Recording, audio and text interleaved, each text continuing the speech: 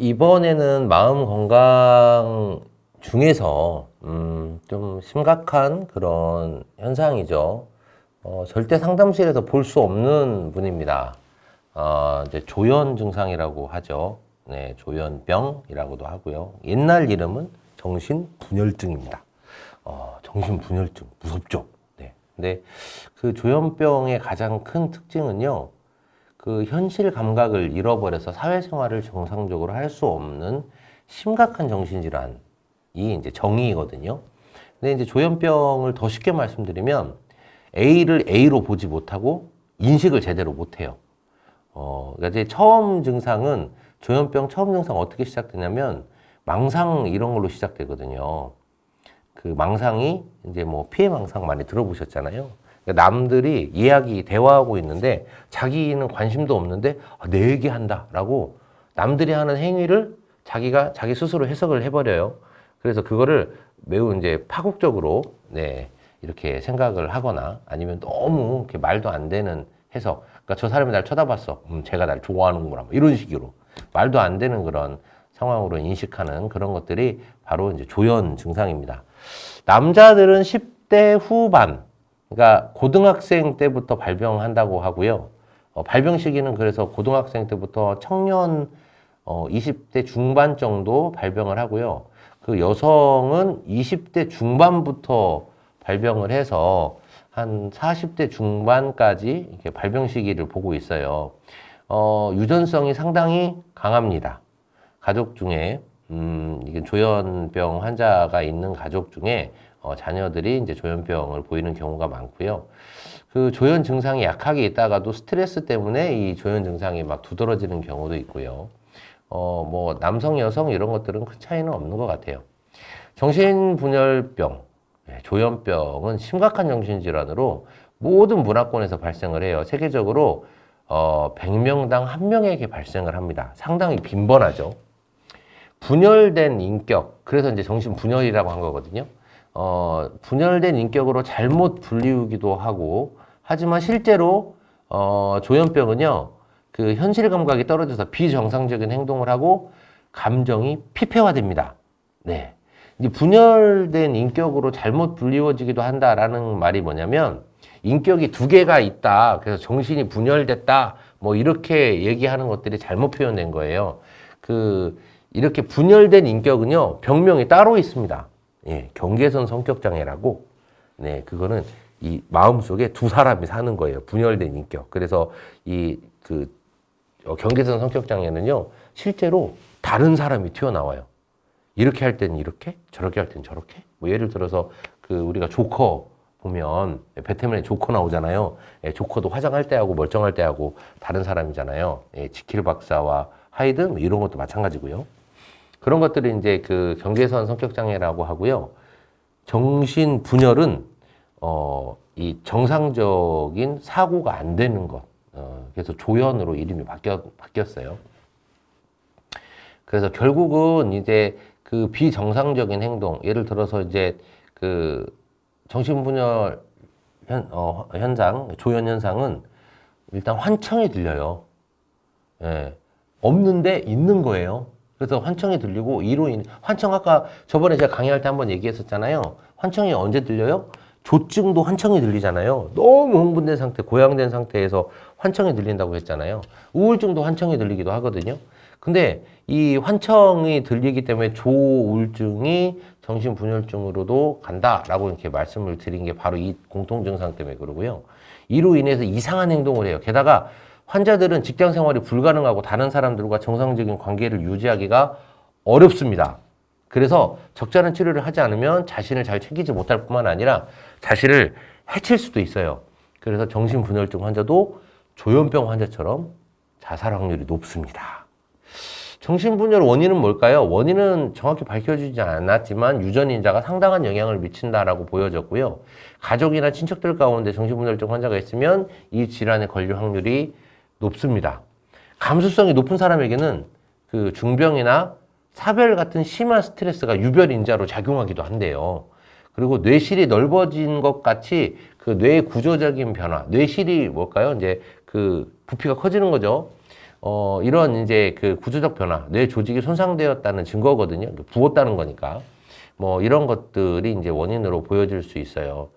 그 정신분열증, 이 조현병, 자꾸 제가 입에 붙었어요. 조현병 남성에게는 10대나 20대 초반, 그 여성은 좀 늦게 생긴다고 했잖아요. 일반적으로 이 질환은 점진적으로 천천히 나타납니다. 그러니까 얘가 생각이 좀 이상한데? 라고 하는 그런 행동이 점점 커지는 거예요. 점점 기력이 없어지면서 의욕을 잃고 수개월이나 수년 걸쳐서 사회활동이 점점 줄어듭니다. 철회를 하는 거예요. 뭐 이제 그 모든 학업을 중단하는 학생들이 다 그러는 건 아니에요. 그런데 조현병이 있는 친구들이 학교를 잘 못 다니는 경우는 있습니다. 네, 학교를 안 다니는 아이들이 다 그렇다는 건 아니에요. 조현병이 있는 친구들이 학교를 잘 적응을 못하는 경우도 있고, 왜냐면 이상한 얘기를 하니까요. 때로는 뭐 갑자기 발병하기도 하고 특별한 스트레스 후에 나타나기도 합니다. 어떤 경우에는 몇 번 정도 발병한 다음 그 사이에 완전히 정상이 되는 사람도 있어요.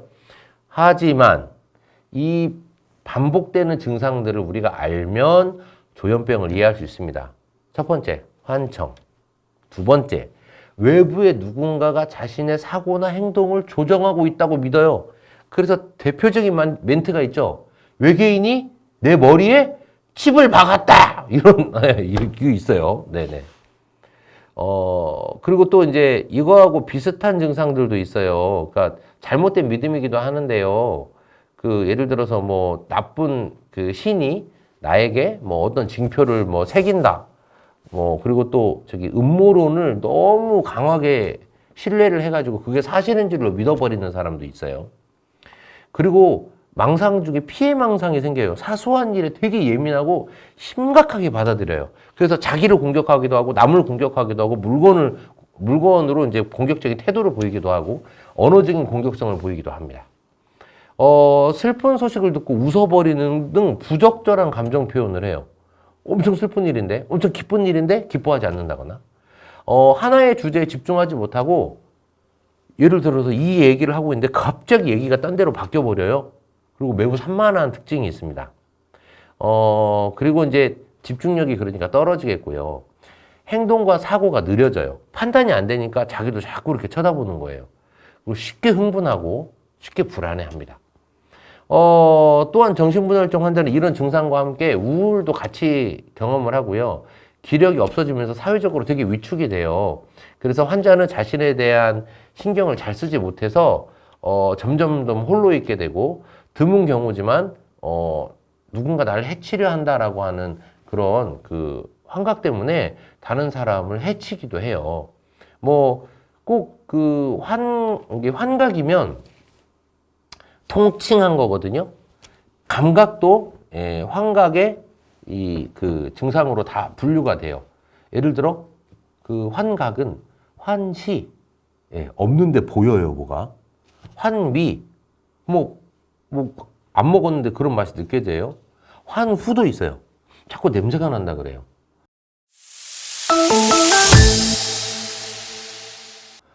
환청, 들리는다고 하죠. 환촉도 있어요. 자꾸 벌레가 기어간다 그래요. 막 긁어요. 이런 감각이 다 정상 범위 밖으로 뛰쳐나가는 것, 이런 것들이 이제 정신분열증 환자들한테 보이는 증상들입니다. 이거 어떻게 대처를 해야 될까? 가까운 친척이나 가족이 분열증 환자로 생각되면 의사에게 빨리 진찰을 받게 해야 되고요. 의사는 현실과 얼마나 괴리되어 있나, 감정이 얼마나 피폐해져 있나, 이게 얼마나 지속되었나, 그리고 비정상적인 믿음 등 정신분열 이런 조현을 진단할 수 있는 근거를 빨리 찾으셔야 되고요. 진단을 하고 혈액검사나 소변검사를 해서 이상행동이 보일 수 있는 알코올 중독이나 약물 중독들이 있는지 원인을 찾아봐야 돼요. 그리고 뭐 뇌검사도 해봐서 다양한 뭐 뇌 CT 촬영도 해보고 MRI 촬영을 해봐서 이런 뇌 구조적인 문제가 생겼는지도 봐야 돼요. 왜? 정신에 관련된 문제일 수도 있지만 이런 약물에 관련된 중독에서 기인했을 수도 있고 뇌 기능 자체에 문제 있을 수도 있거든요. 그러면 이제 신경치료 받아야 되잖아요. 뭐 이런 식으로 접근이 된다는 거죠. 뭐 정신분열 증상, 조현이 의심이 되면 병원에 입원해서 검사를 받고 치료를 시작해야겠죠. 그래서 이게 조현병이 명확한 증상을 줄이는데 한 3주 정도 치료가 필요하다고 해요. 어떤 약물의 경우는 이제 손 떨린 것 같은 부작용이 생기기도 하지만 새로 요즘 개발된 약물은 이제 그런 가능성이 좀 낮다고 하네요. 그래서 이런 부작용이 생기면 이제 용량을 줄이거나 다른 약물을 쓰겠죠. 조현은 약물 치료는요, 증상이 없어지고 난 뒤에도 상당 부분 이 투약이 계속됩니다. 그런데 이게 예를 들어서 입원 상태에서는 투약이 잘 되죠. 근데 문제가 뭐냐? 이 조현 증상이 있으신 분이 집으로 돌아가면 집에서 케어가 참 어려워요. 특히 부모님이 커버가 안 돼. 왜냐면 자녀가 이게 10대 후반 남성이나 뭐 이렇게 성인이 된 여성에게 나타난다고 했잖아요. 그러다 보니까 집에서 이렇게 케어하려고 해도 통제가 잘 안 돼. 그래가지고 투약이 잘 안 돼. 갖고 투약이 잘 안 되니까 치료가 집에서 이제 이 통원 치료가 잘 안 돼. 그러면 또 입원. 다시 통원했는데 약 잘 안 먹고 또 입원. 뭐 이게 반복되다 보면 이제 치료 효과가 떨어지게 되죠. 일단 이제 치료가 끝나게 되면 환자에게는 사실 조용하고 안정적인 환경이 제공되어야 하고요. 조현병 환자는 이 질환의 유발인자가 되는 스트레스를 받지 않도록 해야 되거든요. 그래서 입원 치료만큼 통원 치료상에서 가족의 케어가 매우 중요합니다. 그리고 이제 조현병 환자는요, 가족들이 모두 상담받는 게 중요하대요. 왜 그런지 아세요? 가족 중에 가족력이 있는 사람 빨리 판단하는 것도 중요하고요. 가족력은 없는데 조현병 환자가 옆에 있는 것만으로도 가족의 큰 위로가 필요해요. 얼마나 힘든가 몰라요. 그래서 환자와 가까운 사람들은 환자가 주위에 관심이 없거나 자신을 돌보지 않는 등 재발 증상이 나타나는지 잘 살펴봐야 돼요. 아시겠죠? 네네. 그래서 이제 예후는 어떨까? 정신분열병, 이 조현병의 만성적인 질환이 되잖아요. 하지만 이 20% 정도의 환자는 한 병 발병한 후에 회복되어서 정상 생활을 한대요. 5분의 1은. 대부분의 환자는 입원이 필요할 정도의 발병과 회복을 이렇게 반복한다. 예, 제가 아까 말씀드렸죠. 그리고 약물 치료 외에도 편안한 환경이나 지속적인 상담 등 다양한 차원의 도움이 반드시 필요하다. 그리고 젊었을 때부터 조현병이 서서히 발병한 경우, 빨리 시작한 경우에는 예후가 더 안 좋다. 네, 그래서 조현병 같은 경우 특히 더 조기 진단이 매우 필요하다라는 거죠. 사실 상담 장면에서요, 조현 증상이 있는 내담자를 만나본 적이 있을까요? 네, 많아요. 꽤 많아요. 왜 상담 장면에서 조현 현상이 있는 환자들을 만나게 될까요? 부모님이 인정을 하지 않습니다. 내 아이가 잠깐은 이상한데 뭐 대부분 잘 산다 이거예요. 맞아요. 조현 증상이 있는 사람은 그 증상이 나타났다가 좀 정상처럼 보이기도 하다가 또 증상이 나타났다가 정상적으로 보이기도 하거든요. 근데 부모님은 이렇게 문제가 있는 것으로 보이는 그런 자녀를 문제가 있는 상태를 기억하지 않고 정상적으로 살아가는 상태가 이제 더 많이 기억이 나겠죠. 그러니까 이 아이를 데리고 상담을 오거든요. 근데 아이들 데리고 상담 오면 상담으로 이게 해결돼요? 안 돼요. 절대 해결 안 돼요. 특히 조현 증상이 있는 초기 증상 나타나 있는 청소년들 같은 경우는 진짜 멀쩡하다가 갑자기 막 돌변한다니까요. 이게 이제 상담으로 해결할 수 없는 거죠. 저도 이제 초임 상담할 때 무식하고 용감하게 막 내가 상담해 보겠다고 막 달려들었다가 네, 아주 힘든 곤욕을 치른 적이 있습니다. 실제로 조현 증상이 있는 친구를 상담을 하시려거든 입원 치료가 충분히 되고 통원 치료가 진행이 되는 가운데서 하셔야지 통원 치료 예를 들어서 입원 치료해야 되는 친구가 통원 치료하고 있는 상태에서 상담해봐야 상담 안 됩니다.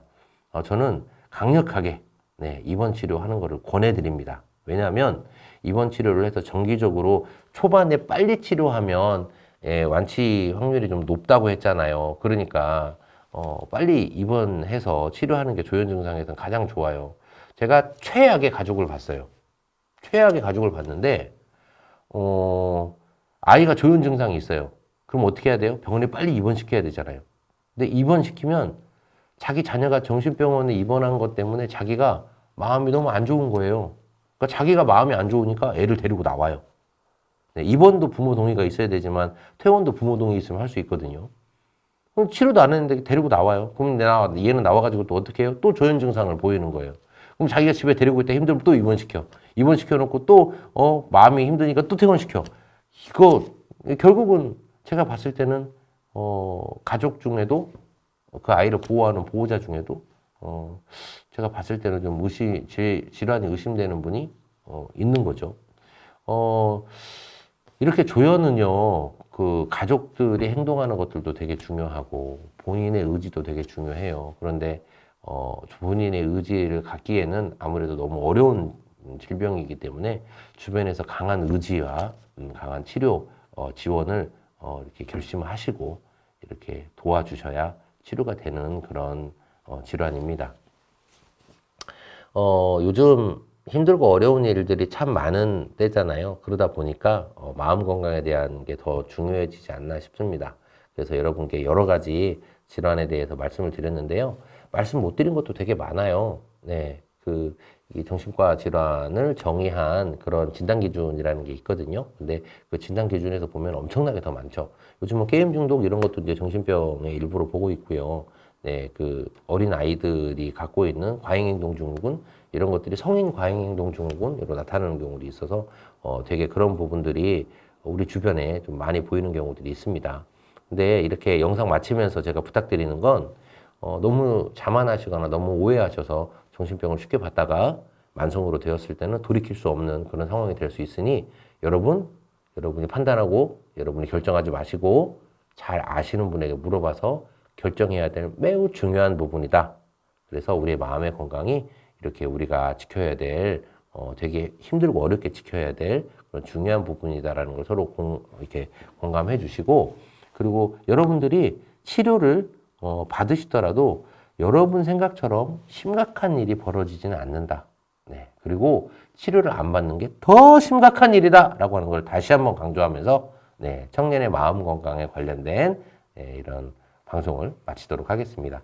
다음에 또 좋은 소식 가지고 찾아뵐게요. 감사합니다.